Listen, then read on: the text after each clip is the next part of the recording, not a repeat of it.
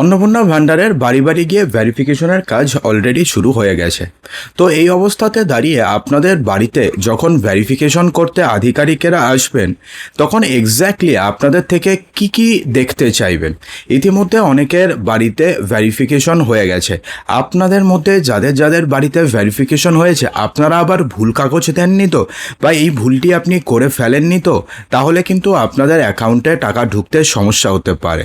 তো কি কি দেখতে চাইবে এবং কি কি ডকুমেন্টস আপনাদেরকে দিতে হবে, চলুন জেনে নিই। তবে তার পূর্বে একটা ছোট্ট রিকোয়েস্ট, ভিডিওটিকে অবশ্যই লাইক করবেন এবং ভিডিওটিকে শেয়ার করবেন। দেখুন, রাজ্য সরকারের অন্যতম জনপ্রিয় যে প্রকল্প অন্নপূর্ণা ভাণ্ডার, তার মধ্যে সাধারণ মানুষের মধ্যে কিন্তু একটা যেমন আনন্দ রয়েছে, তেমনি টাকা না ঢোকার কারণে কিন্তু সবার মধ্যে একটা ক্ষোভ তৈরি হয়েছে। সেক্ষেত্রে প্রথমে যেমন বলা হয়েছিল যে সবার অ্যাকাউন্টে টাকা ঢুকবে, সেক্ষেত্রে কার বাড়িতে কি রয়েছে সেই কোনো কিছু দেখা হবে না। এবার যখন নতুন নতুন করে টার্মস অ্যান্ড কন্ডিশন অ্যাড করা হচ্ছে, তখন কিন্তু সাধারণ মানুষের মধ্যে একটা ক্ষোভ তৈরি হয়েছে যে এগুলো তো আগেই বললেই পারতো, তাহলে আমরা এত সময় খরচা করে ফর্ম ফিল আপই করতাম না। কিন্তু তারপরে রাজ্য সরকারের তরফ থেকে জানানো হয় যে সেগুলোকে আপাতত হোল্ড করে রাখা হয়েছে। অর্থাৎ যদি 3টির বেশি ঘর থাকে, যদি বাড়িতে কেউ সরকারি চাকরি করে থাকে, অথবা যদি আপনার হাজব্যান্ড যদি সরকারি চাকরি করে, সেক্ষেত্রে তাহলে সেই ডকুমেন্টসগুলোকে আপাতত হোল্ড করে রাখা হয়েছে। পরবর্তীকালে অর্থাৎ ভেরিফিকেশনের পরে সেগুলোকে ছেড়ে দেওয়া হবে।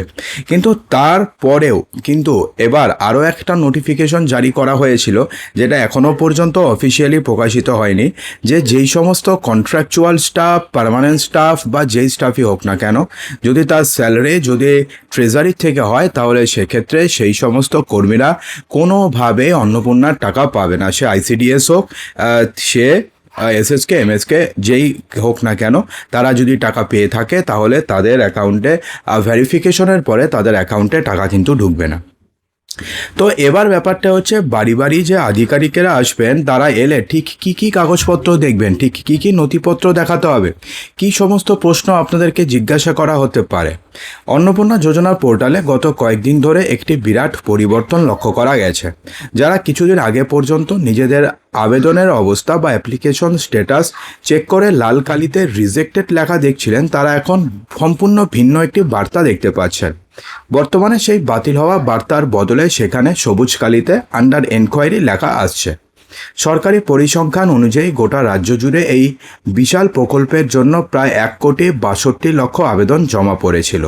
এর মধ্যে 1,22,00,000 আবেদন সম্পূর্ণভাবে বৈধ হিসাবে গৃহীত হয়েছে এবং সেই সমস্ত উপভোক্তাদের ব্যাংক অ্যাকাউন্টে ডাইরেক্ট বেনিফিট ট্রান্সফারের মাধ্যমে 3,000 টাকা ঢুকে গেছে। কিন্তু যে সমস্যা দেখা গেছে সেটা হচ্ছে, বাকি যে 27 লক্ষ যে আবেদন রয়েছে সেটা নিয়ে সমস্যা তৈরি হয়েছে।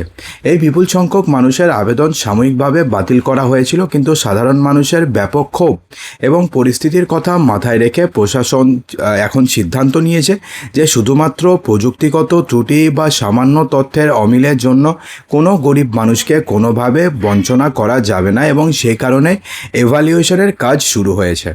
দেখুন, এখন রাজ্য সরকারের তরফ থেকে একটি নির্দেশিকা জারি করা হয়েছে। সেই নির্দেশিকা মেনে বিভিন্ন স্থানীয় পঞ্চায়েত, ব্লক ডেভেলপমেন্ট অফিস থেকে তৎপরতা শুরু হয়েছে যাচাইকরণ কাজ করার জন্য।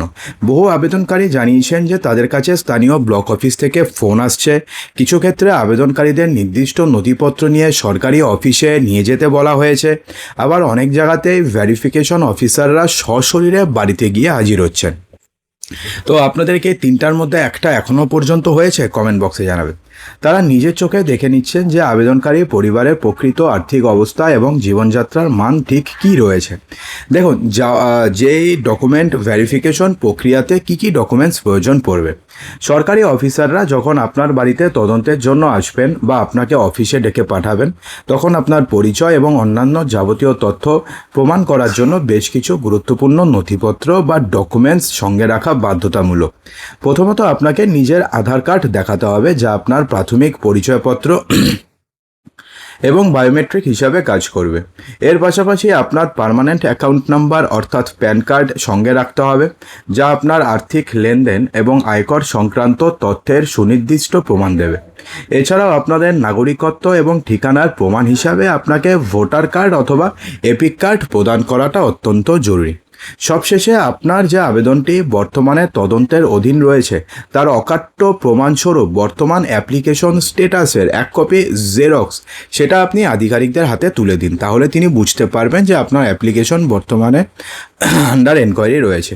এই সমস্ত কাগজের মূল কপি বা অরিজিনাল এক কপি করে জেরক্স ফটোকপি হাতের কাছে গুছিয়ে রাখুন, যাতে কোনো রকমের তাড়াহুড়ো বা বিভ্রান্তি যেন তৈরি না হয়। দেখুন, বাড়ি বাড়ি যাচাই করতে গিয়ে আধিকারিকরা শুধুমাত্র কাগজপত্র নিয়েই কিন্তু ফিরে আসছেন না, তারা আবেদনকারীর পরিবারের সার্বিক অবস্থা গভীরভাবে বোঝার জন্য বেশ কিছু নির্দিষ্ট প্রশ্ন করছেন। সরকারের বেঁধে দেওয়া অযোগ্যতার নিয়ম বা এক্সক্লুশন যে ক্রাইটেরিয়া রয়েছে অনুযায়ী জানতে চাইছেন যে কোনো সদস্য আয়কর রিটার্ন বা ইনকাম ট্যাক্স প্রদান করেন কিনা, আপনার পরিবারের মূল আয়ের উৎস কী এবং মাসিক উপার্জন কেমন এবং বাৎসরিক উপার্জন কেমন সেই বিষয়ে একটা পরিষ্কার ধারণা নেওয়ার চেষ্টা করছেন তারা। এছাড়াও তারা খুঁটিয়ে দেখছেন যে আবেদনকারীর বাড়িতে 3টির বেশি পাকা ঘর রয়েছে কিনা।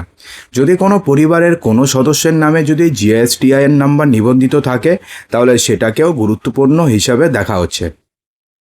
এই প্রশ্নগুলি সম্পূর্ণ সঠিক এবং সঠিক উত্তর দেওয়া এবং সৎ উত্তর দেওয়া কিন্তু আধিকারিকরা আবেদনকারীর জন্য অত্যন্ত আবশ্যিক, কারণ আধিকারিকরা তাদের ব্যক্তিগত পর্যবেক্ষণ এবং উত্তরের ভিত্তিতে সরাসরি তখনই সরকারি পোর্টালে নিজেদের চূড়ান্ত রিপোর্ট জমা দিয়ে দেবেন। তো সেক্ষেত্রে বাড়ি বাড়ি গিয়ে তদন্ত করার সময় আপনি ভুল তথ্য দেবেন না। আপনি ভাববেন যে এটা করলে পরে যদি আমি টাকা না পাই, আপনি কোনো ভুল তথ্য দিয়ে দিলেন, এগুলো করতে যাবেন না। সেক্ষেত্রে আপনাদের সমস্যা হতে পারে, আপনাদের হয়তো আপনি টাকা পেয়ে যেতেন কিন্তু সেই কারণে আপনাদের টাকা বাতিল পর্যন্ত হয়ে যেতে পারে। তো আশা করব যে ভিডিওটিতে আপনাদের সমস্ত কিছু বোঝাতে পেরেছি। ভালো লাগলে লাইক, শেয়ার, সাবস্ক্রাইব অবশ্যই করবেন।